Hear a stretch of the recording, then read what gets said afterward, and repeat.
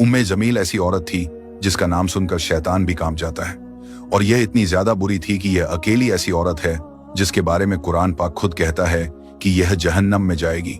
यह इतनी ज्यादा बुरी थी कि इसे एक लक़ब दिया गया, जहन्नम की माँ। उम्मे जमील का असल नाम अरवा बिन्त हरब था और वह अबू सुफियान की बहन थी। उसकी शादी अबू लहब से हुई, जो मक्का के सबसे ताकतवर और अमीर आदमियों में से था।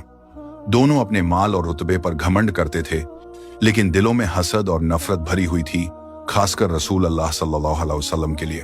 जब नबी सल्लल्लाहु अलैहि ने इस्लाम की दावत दी तो सबसे पहले अबू लहब और उम्मे जमील ने आपका मजाक उड़ाया। अबू लहब ने कहा, तेरा नाश हो ए मोहम्मद, और उम्मे जमील ने अपनी जुबान से ऐसी आग भड़काई कि मक्का के लोगों में इस्लाम के खिलाफ जहर फैल गया। हर रोज सुबह वह औरत कांटे और लकड़ियां उठाकर रसूल अल्लाह सल्लल्लाहु अलैहि वसल्लम के रास्ते में फेंका करती ताकि आपको चोट लगे।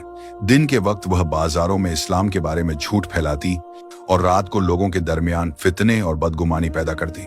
उसकी जुबान तलवार से तेज थी जो किसी के ईमान को चीर देती थी। कहा जाता है कि जब भी कोई मक्का का आदमी नबी सल्लल्लाहु अलैहि वसल्लम के पास इस्लाम का पैगाम सुनने जाता, उम्मे जमील उसके घर जाकर उसकी औरत और बच्चों को गुमराह कर देती। तुम्हारे शौहर मोहम्मद के जादू में आ गए हैं। ऐसे शब्दों से वह घरों में फसाद फैलाती थी और लोगों के दिलों में शक और नफरत डालती थी। इससे ज्यादा जिल्लत का काम और क्या हो सकता है कि एक औरत अपनी पूरी जिंदगी सिर्फ नफरत फैलाने में लगा दे।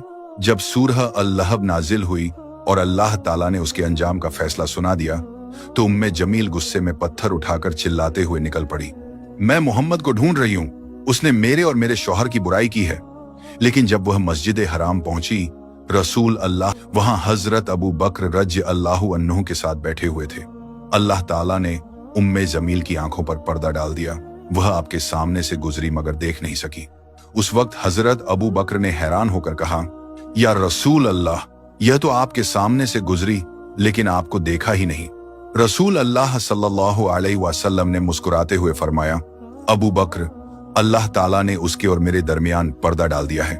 इस तरह अल्लाह ने अपने रसूल को अपनी हिफाजत में रखा और उम्मे जमील अपनी नफरत में अंधी बनकर वापस चली गई। आखिरकार जब अबू लहब ने बद्र के बाद इस्लामी फतह की खबर सुनी तो उसी गम और गुस्से में मर गया।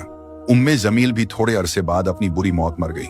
लोगों ने कहा कि उसका चेहरा आग से जल गया था और उसके गले में रस्सी थी, बिल्कुल वैसी ही जैसी सूरह अल-लहब में अल्लाह ने बयान की थी। कुरान ने फरमाया, वह अबू लहब आग में जाएगा और उसकी बीवी जो नफरत की लकड़ियां उठाती थी उसके गले में खजूर की रस्सी का फंदा होगा।